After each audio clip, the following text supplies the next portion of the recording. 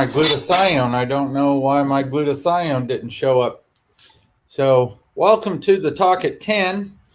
And Miss Jessica is remote at the Indianapolis Zoo having some fun, lowering cortisol levels, de-stressing. Well, I don't know how much you can de-stress with two young ladies running around. Yeah. But today we're going to talk about high blood pressure. And I want to we're going to start to make these a little shorter. We're going to try to keep them between 15 and 30 minutes because I've been told that the long format is too long. So for blood pressure, first off, Jessica, what is high blood pressure? What is medically high blood pressure, or what's truly high blood pressure? It's changed because most people believe that 120/80 is a normal blood pressure, but they've changed that down to 110/70. So I've thrown up. Can you see that graph? I've thrown up the graph. This is the graph off of the American Heart Association, and it just says what you just said. Normal is less than 120 over less than 80, and that's what they want us to be at. You're slightly elevated if you're between 120 to 129 and you're still less than 80. Stage 1 hypertension is 130 to 139 over 80 to 89. And then if you're 140 or higher and 90 or higher, you're at stage 2. And then if you're at higher than 180 and higher than 120, then you're basically screwed and you're in a hypertensive crisis. How often do you see those in the hospital? Hypertension? Well, just the hypertensive crisis. Not often, but most people are medicated for high blood pressure, probably 90% of them. So we wouldn't necessarily see them in a crisis unless they were undiagnosed or not taking their meds. And so when you think about high blood pressure, what problems, I'm going to throw up the problems from the American Heart Association, what problems are associated with high blood pressure? Well, the ones we would see would be like dizziness, anxiety, chest pain. And those are the ones we would see. What are the ones you see at the hospital? That's typically what we would see. Okay. And so then they start having problems with their vascular system, and then they would have we would start seeing cellulitis of their legs and things like that. And so what I've thrown up right here is basically the American Heart Association's high blood pressure is the silent killer picture, and it talks about stroke, vision loss, heart attack, kidney failure, sexual dysfunction, heart failure. And these are the things that are associated with high blood pressure. And that's why high blood pressure, even though a lot of people, good morning, Kathy. Kathy says hello. Hey, Miss Kathy. And with high blood pressure, when we have that elevated, it really does work on us, and we can't or we don't quite feel the effects of blood pressure unless you're starting to get it higher and higher, and you start to get the headaches, the blurriness, the double vision, things like that. So we have to be very conscious of what our blood pressure is. And once we start to see it eke up, we really need to be already working on bringing it down. And age does play a role in this too. So what are the secrets to controlling high blood pressure? What are the things that we can do to help take care of this? And so I want to take a second to discuss, the way that we do things. And see, she's smiling, having a good time, and that's going to be lowering blood pressure. Yeah, I love these little guys. I'm going to show y'all. Can you see those lemurs? Oh, I They're like little ringtail lemurs. Is Kathy on the meat today? Maybe you can't. I don't know, but I just love them. Them jumping Is around. Kathy on the meat today, Mom? So, You should reduce your caffeine, your salt, your fluid. The studies don't show that sea salt, pink salt, studies don't show that raises blood pressure, but it does. Most people don't pay the extra for it. That's where you pay the little extra. Yeah, because you definitely don't want to get demineralized. If you are demineralized, then the thing that happens is you are going to cause hypertension because you don't have the zinc and the selenium and the things like that it takes to help the vascular vessel stay pliable. So with sleep, these are easy things. If you can control your blood pressure with sleep, getting good sleep, and we try to give yourself an 8 or 9 hour sleep opportunity.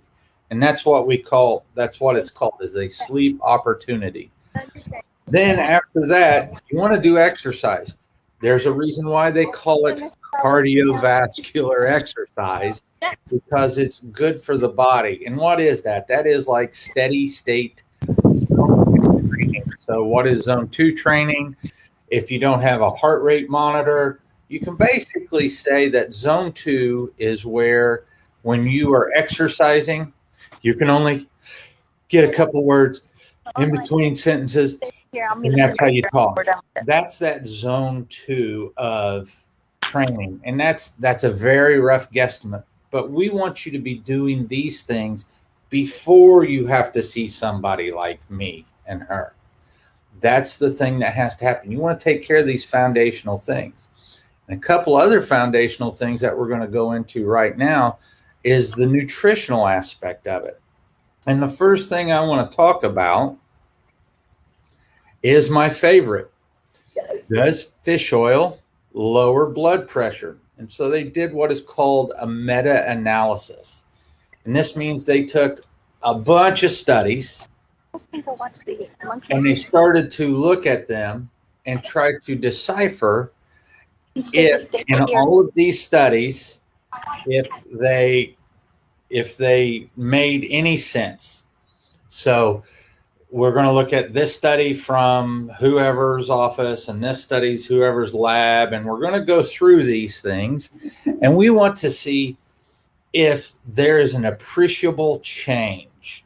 And as we did that, we looked at it and we started to see in healthy individuals, adding EPA and DHA. So if you already had good blood pressure, if you already had good things, if you were already healthy, your body weight's good, your blood pressure's good, you're sleeping well, then adding fish oil to the tune of about 3,000 grams or 3 grams, 3,000 milligrams per day. Let me get my highlighter out.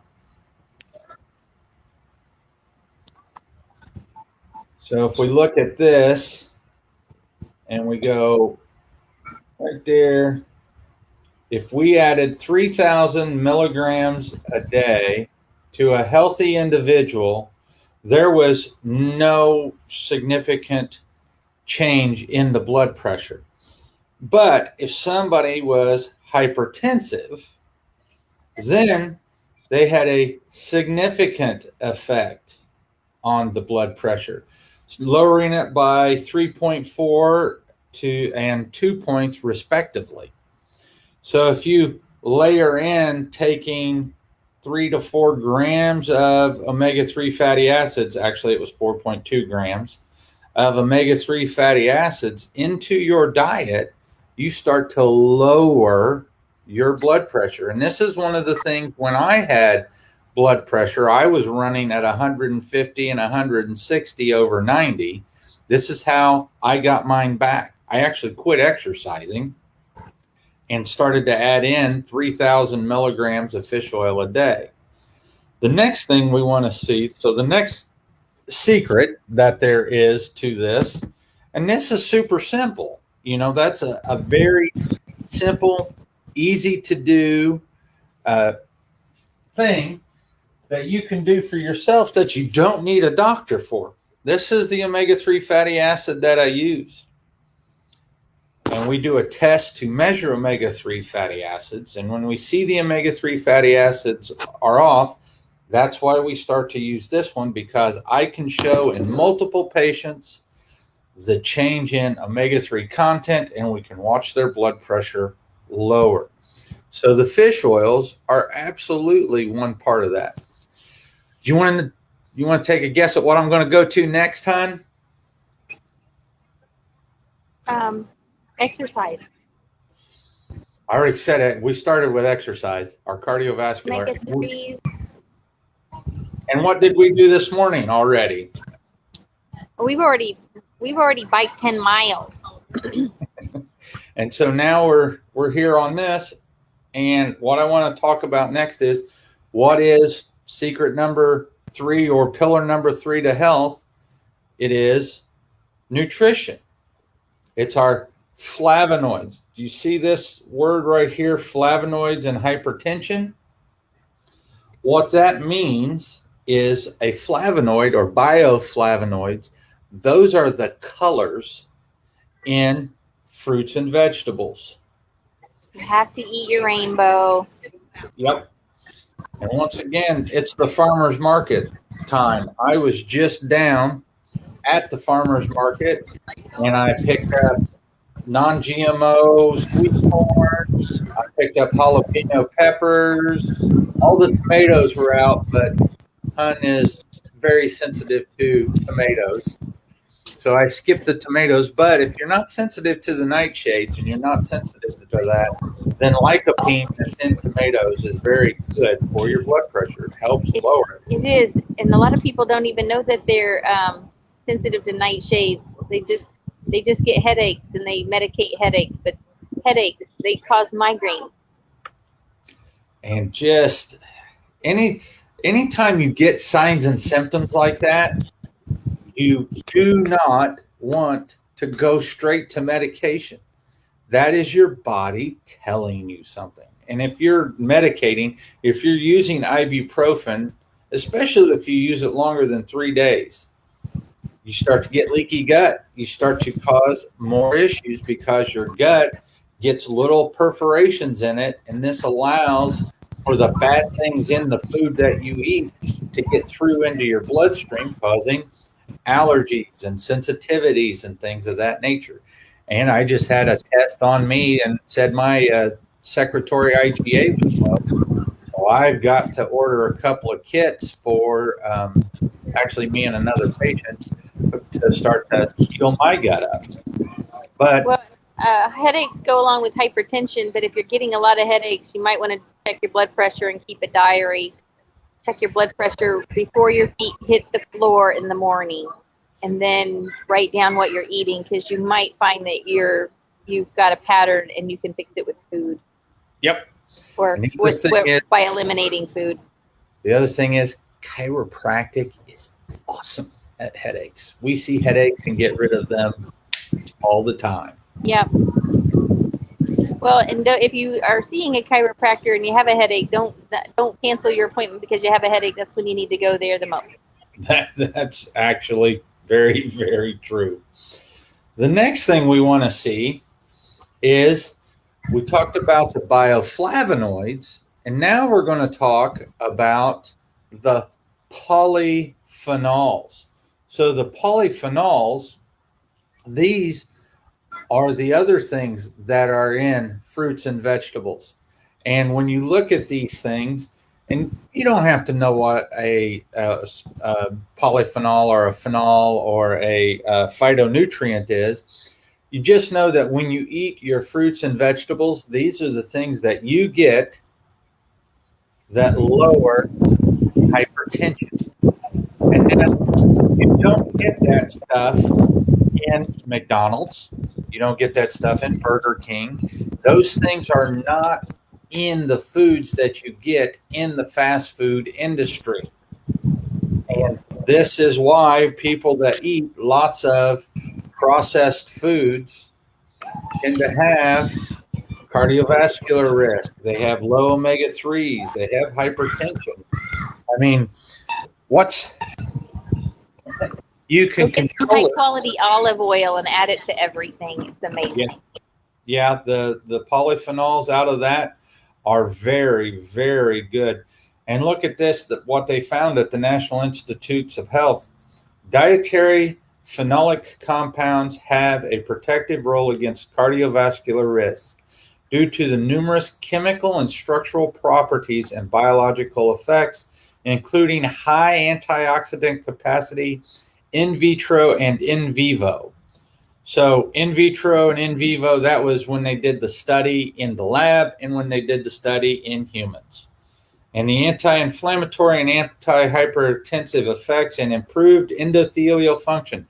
Big fancy words for saying the blood vessel was able to operate better by different mechanisms, and in some cases, different compounds. Thus, plausible hypothesis is that the polyphenols can stimulate the formation of vasoprotective factors. So the polyphenols help protect your blood vessels. And that's the short of this.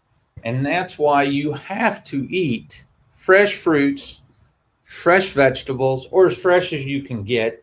In the winter, if you've canned them, that's fabulous. If you have to get them from frozen foods, do the best you can.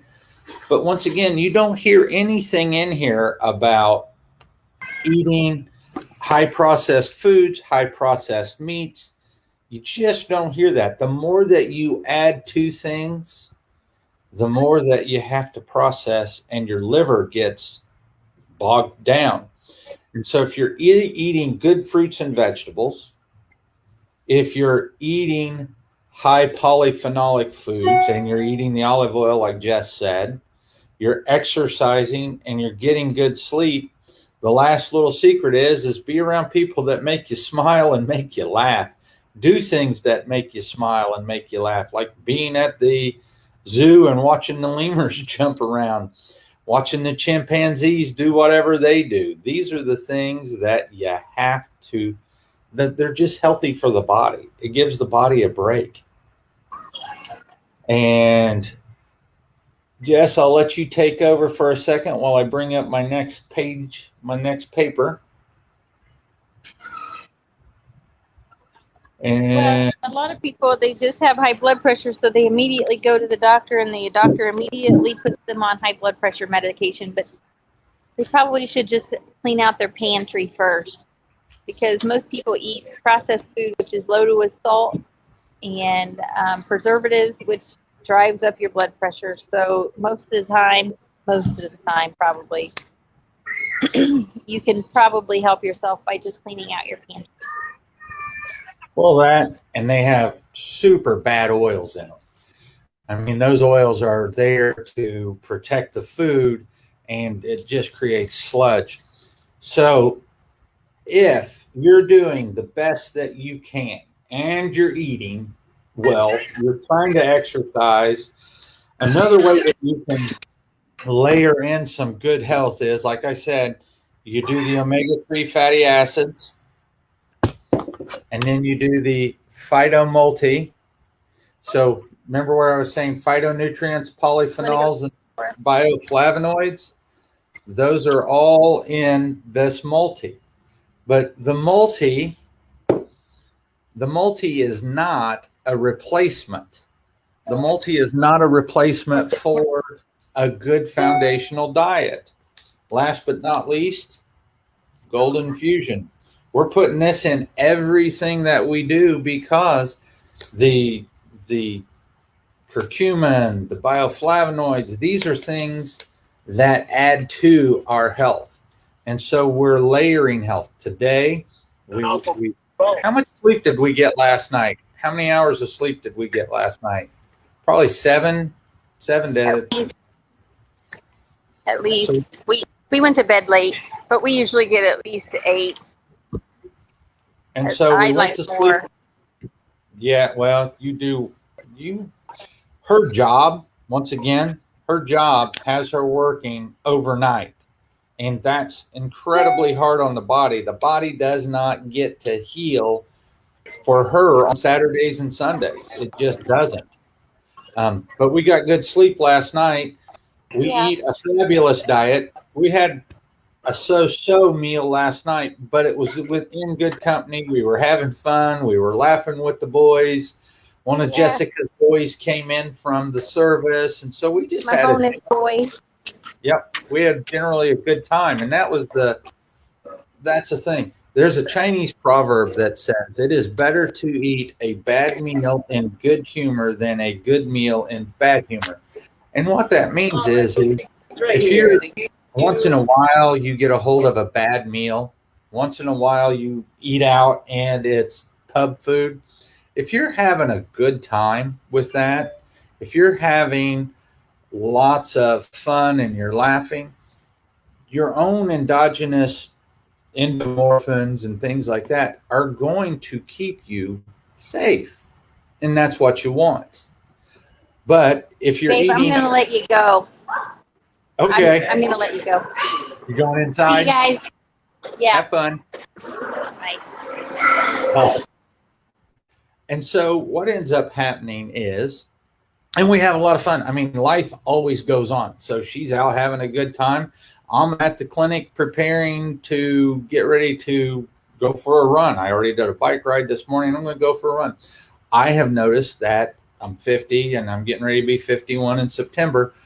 Slowly, my blood pressure is ticked up, and there's a lot of stress at the clinic. I mean, I like to think I'm a fabulous doctor, but there's a lot of stress at the clinic when it comes to the business side. Businessman in me is, I would rather just see people. I would treat people all day for free, but for some reason, the government likes taxes and people like to get paid for supplies, and I just can't get them to all hop on my bandwagon. But back to, stress, I got away from exercise, and I was doing CrossFit all the time, and I don't do any of that now. And so I'm trying to get back into it because I have seen my blood pressure this morning was 137/82. And I'm like, I don't like that. That's a little high, but I was dealing with some stuff. I'll take it again later tonight and see what happens. But if you have that good foundational diet and you're doing everything that you can, once again, what do I use to keep my blood pressure low instead of causing, if you take a pill, that's going to stop things. And when you stop things, you back things up. And that's just an overly simplified way to think about it. Are medications necessary? Yes, sometimes they are. You just have to have them. But if you can get away from having to live on medications, you're much better off. Your body will thank you for it. And so these are our foundational products. And that Omegagenix right here, that's my go-to for a fish oil. And this is what I call the anti-inflammatory bundle. When patients come in to me with pain, this is what they start on. We do the Omega. This is a high concentrate. Notice that 2,400, a teaspoon of that. It's 2,400 milligrams of EPA DHA. Then I go to a Phyto Multi because I want to supplement the fruits and veggies that I get. And then last but not least, the studies on turmeric, curcumin, and all of that stuff is all in that golden fusion. And that's another thing that is very anti-inflammatory.